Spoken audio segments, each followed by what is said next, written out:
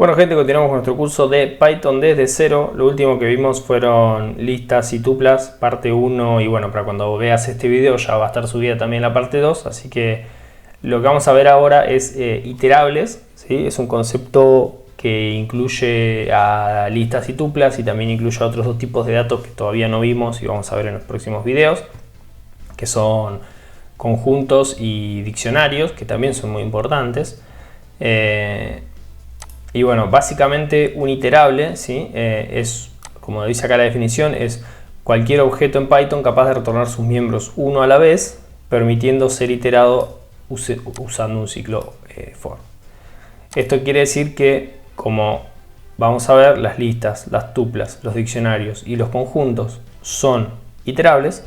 Recordad que vimos listas y tuplas, todavía no vimos diccionarios y conjuntos, pero como todos estos son iterables, los podemos recorrer utilizando un ciclo for. Es decir, que podemos ir elemento a elemento utilizando un ciclo for, ¿sí? Voy a ir un segundo a Visual Studio Code. Voy a crear un archivito, lo vamos a llamar 11 iterables.py y nos vamos a traer de este ejercicio la lista. Ahí está. Le vamos a agregar gato y le vamos a agregar loro. Bien.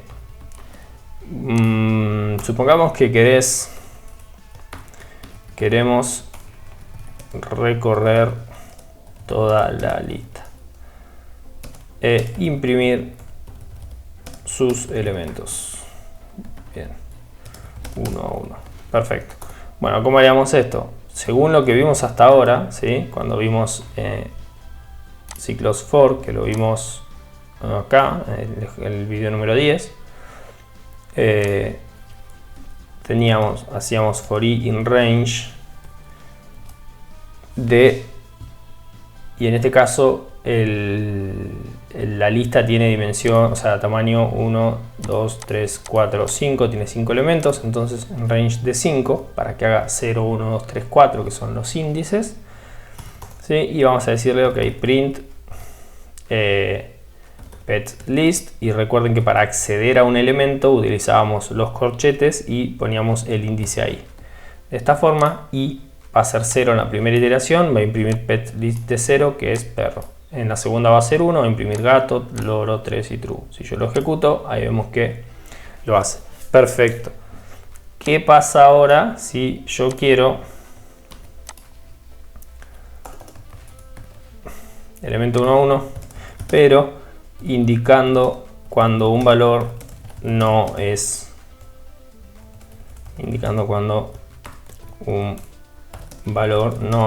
string, porque es un array de mascotas y ¿3 qué significa? 3 no es una mascota. Entonces, lo que haría sería, ok, for i in range de 5. Voy a ir mejorando este ejercicio. Acá esta primera iteración es bastante mala, la verdad. Vamos a ir mejorándolo hasta llegar a una forma bastante buena, así que te pido paciencia si ves esto y te desespera, ¿sí? Porque hay formas mejores de hacerlo. Ahora vamos a ver cuáles.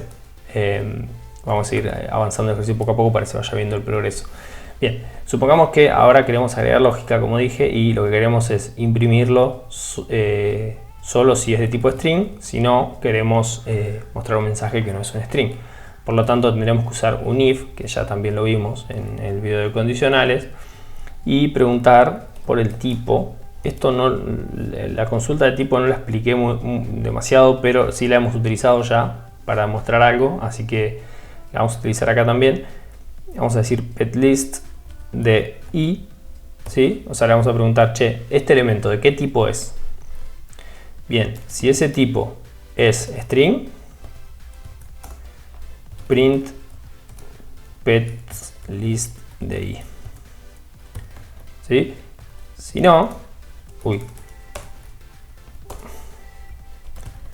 no, imprimí el valor en la posición. Vamos a usar un f-string y no es un tipo de mascota. Perfecto. Bien, ahí estaríamos cumpliendo con el enunciado, ¿no? Ahí vemos, ¿sí? Me imprime, voy a comentar este código, si no se mezclan. Ahí está, ¿ve? Me imprime perro, gato, loro, y el valor 3 y el valor de la posición 3 y el valor de la posición 4 no son válidos. Perfecto, pero ¿qué pasa? Vamos a seguir agregando algo más de lógica. Vamos a hacerlo acá abajo. Voy a comentar este código también. Y vamos a decir, además quiero que si el tipo es perro, se imprima el mejor amigo del hombre. Bien. Entonces acá adentro, ya una vez que sabemos que es de tipo string, deberíamos meter otro if, un if añado, cosa que también vimos. Y acá pet de list de i es igual a perro print el mejor amigo del hombre. Bien, acá podríamos hacer una cosita para compararlos un poco mejor, que sería convertir esto a lower y a comparar así. De esta manera nos aseguramos que no importa que acá diga perro con mayúscula, con minúscula, de cualquier forma, siempre va a compararlo todo en minúscula y siempre se va a dar cuenta que ahí dice perro. Bien, ahí vemos que hizo entonces perro, el mejor amigo del hombre, gato, loro, el valor de la posición. Vemos que está funcionando bien. Bueno, ahora que ya tenemos un poco más de lógica, vemos algunas cuestiones, ¿no? Primero que vemos que pet de list de i se repite mucho, ¿sí? A cada rato estamos como tomando pet de list en la posición, pet list en la posición i. Y por otro lado también vemos que si el arreglo cambia de longitud y ahora le agrego caimán, ahora vemos que mi range de 5 también tiene que cambiar. Ven que acá no lo incluyó, ¿sí? Entonces tengo que hacer esto. Y eso no es nada, para empezar, que no es nada práctico, ¿sí? Entonces una mejor iteración, una mejor forma de esto sería, por ejemplo, podríamos pensar en, ok, habíamos visto que len nos da la longitud, entonces en la longitud de pets de list. De esta forma, petlist puede tener la longitud que quiera, ¿sí? Yo ahora voy a agregar otro elemento más, le voy a poner rana y yo voy a ejecutar y ahí vemos que se incluye. Puedo borrar elementos y vamos a ver que de la misma manera se dejan de imprimir, ¿sí? O sea, esto quiere decir que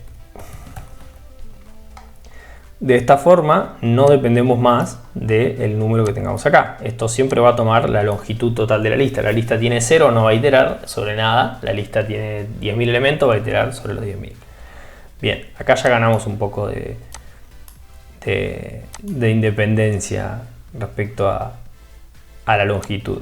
Ahora, ¿cómo podemos ganar independencia respecto al índice? ¿Sí? Y acá a propósito puse este print indicando el índice, porque esto nos va a traer problemas con otra cosa que voy a mostrar después. Entonces todo tiene sus ventajas y sus desventajas, pero existe una forma diferente de iterar, ¿sí? Acá voy a poner no dependemos de saber previamente la longitud de la lista. Bien, de esta forma nos ahorramos de tener que saber la longitud.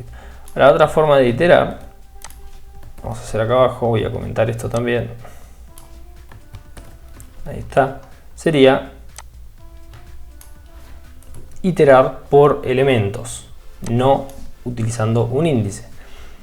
¿Cómo hacemos esto? Bien, esto se hace de la siguiente forma. Nosotros podemos decir for mascota, for pet, así nos queda todo en Spanglish. For pet in pets list, ¿sí? Y como pet list es una lista y es un iterable, ¿sí? Python nos permite hacer esto. Por cada mascota en lista de mascotas, hace esto. Ok, ¿Qué pasa ahora? Que ahora no tenemos más índices, estamos iterando por elementos, no por índices. Entonces i no existe más. Por lo tanto acá esto pasaría a ser pet, esto pasaría a ser pet, esto pasaría a ser pet, ¿sí?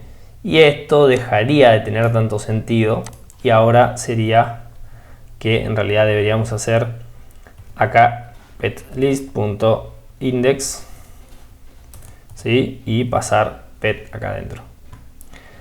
¿Ven cómo a propósito yo agregué la lógica para tener petlist de i en todos lados, ¿sí? Y a propósito agregué este print, el valor en la posición tal, para mostrar que la solución de iterar por elementos nos ahorra utilizar el índice todas las veces que queremos acceder al elemento, pero por contrario nos quita la posibilidad del uso del índice de forma fácil. Entonces ahí tenés que ver, si vos en tu for vas a necesitar índices, te va a convenir recurrir a este tipo de iteración.